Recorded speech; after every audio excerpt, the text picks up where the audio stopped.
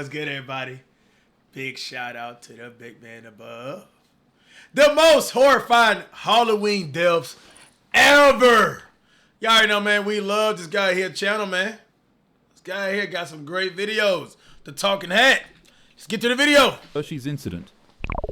On a Halloween night in 2011, a small home... And I'm going to tell y'all something, bro. So, when I was growing up, I want y'all to leave, everybody in the chat now, leave y'all story and leave in the comments.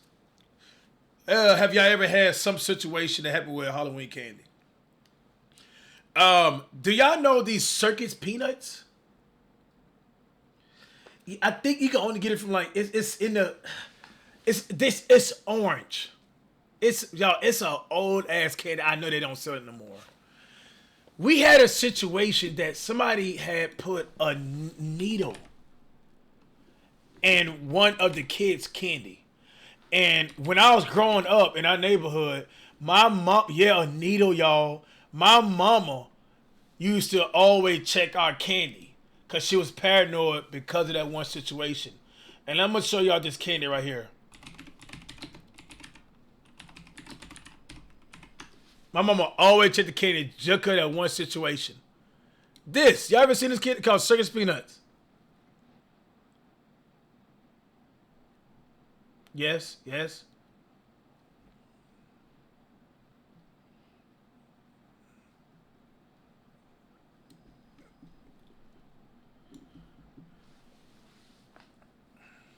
Your mama do the same thing?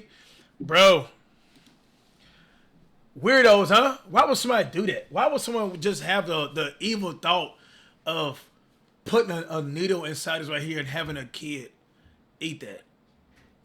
Just terrifying. Okay. What's up, beautiful? Could you grab that pink rug for me right there? Alright, 1 second, chat. Ugh.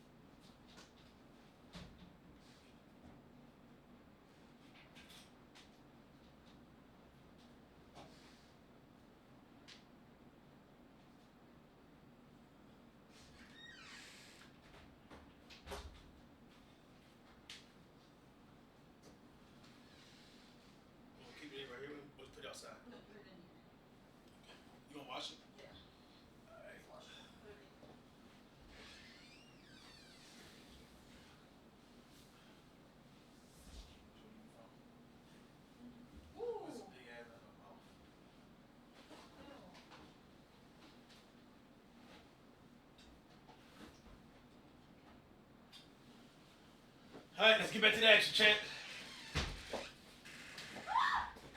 It's a big old moth in there. Winchester Avenue in Chicago quickly became the scene. You missed when Cash didn't have responsibilities. Y'all don't want me to grow up?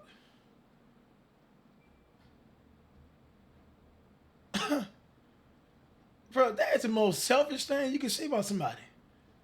Bro, y'all don't... Come here. Come here, you. Alright, chin up. Keep your chin up. Open your eyes.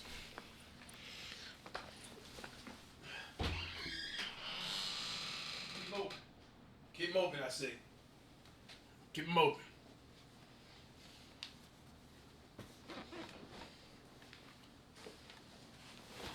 Now look at me. And don't look away. Don't flinch.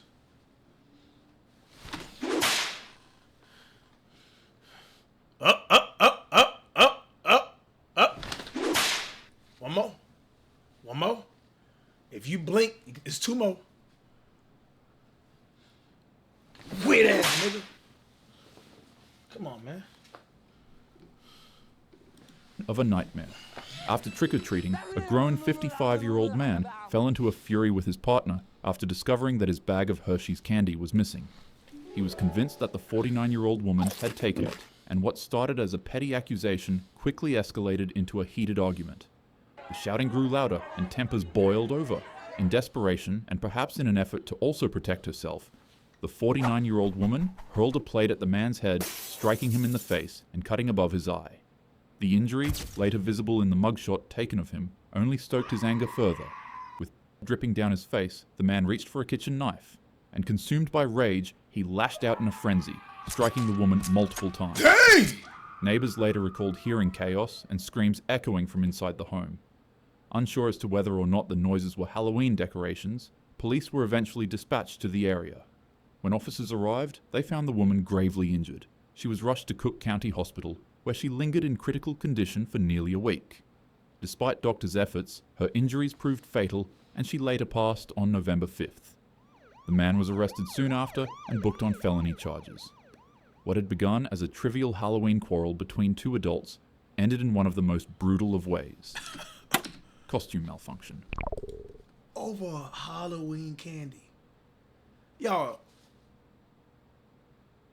I don't know because, I'm older now, but the best Halloween candy is the mini sneakers, Nerds, and we got to put Skittles. And that's the small ones. Dog, you go to the gas station to get it.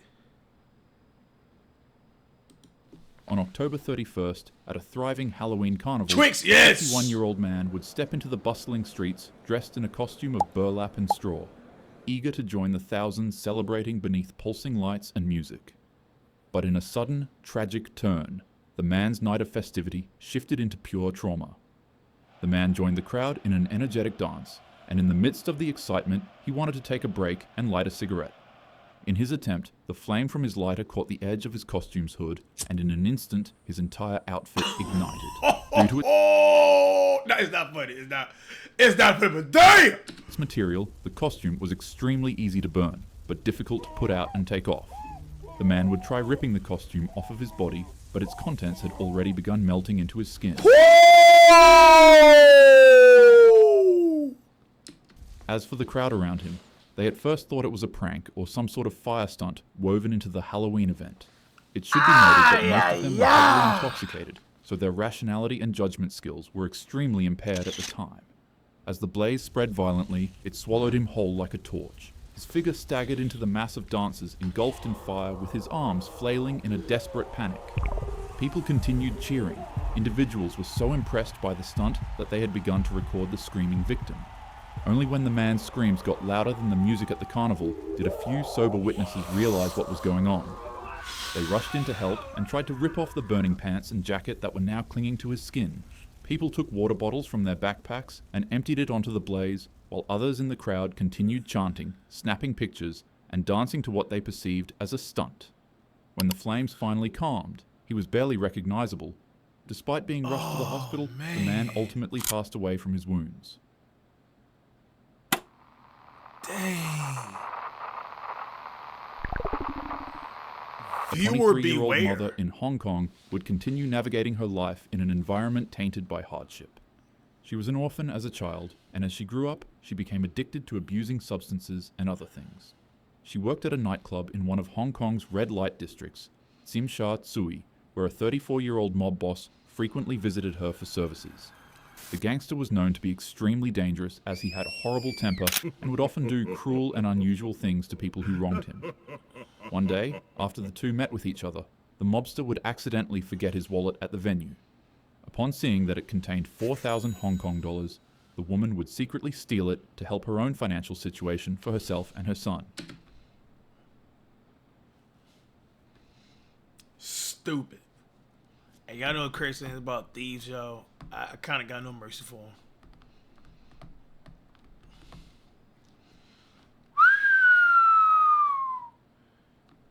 He about to do a crate, bro. How old she was? They said how old she was?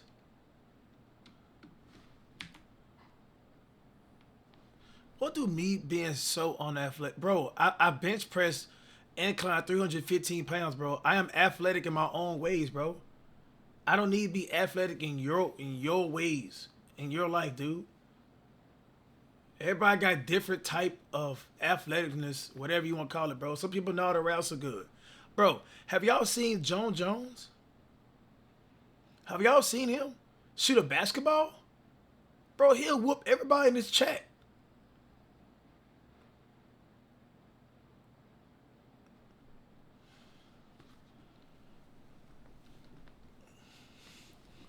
Whoa, whoa, whoa, whoa. Some of y'all actually think that Joan Jones wouldn't be able to... Alright, let's get back to the video. The woman would secretly steal it to help her own financial situation for herself and her son. The mob boss found out, and out of fear of what he'd do to her, she immediately returned the money back to him. However, he wasn't satisfied. He demanded that she pay an additional $10,000 back to him. Taxation with no representation. I need more. For her thievery. Obviously, she couldn't meet those requests. On a calm night, as the woman made her way into her apartment after her shift, she'd hear knocks at her door. It would be 3 members of the Triad gang and a young girl who claimed that they wanted to settle the dispute with a more reasonable fee. Also, side note, the young girl seen here is actually the mob boss's girlfriend. Remember how I said he's 34? Well, she's 20 years younger than that. Just, yeah.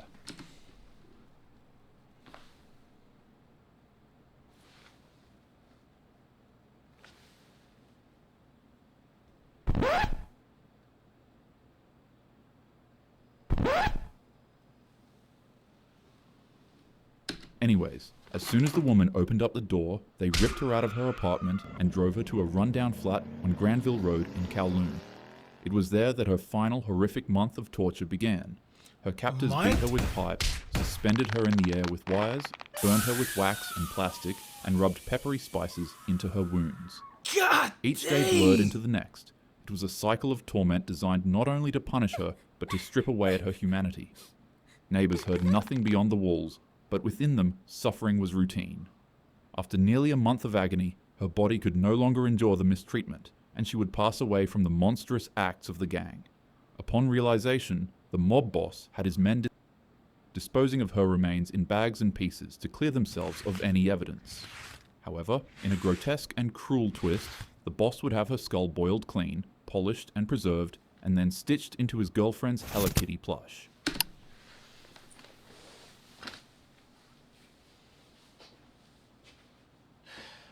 Ladies and gentlemen, these mob people are nothing to play with, bro. Nothing to play with, bro.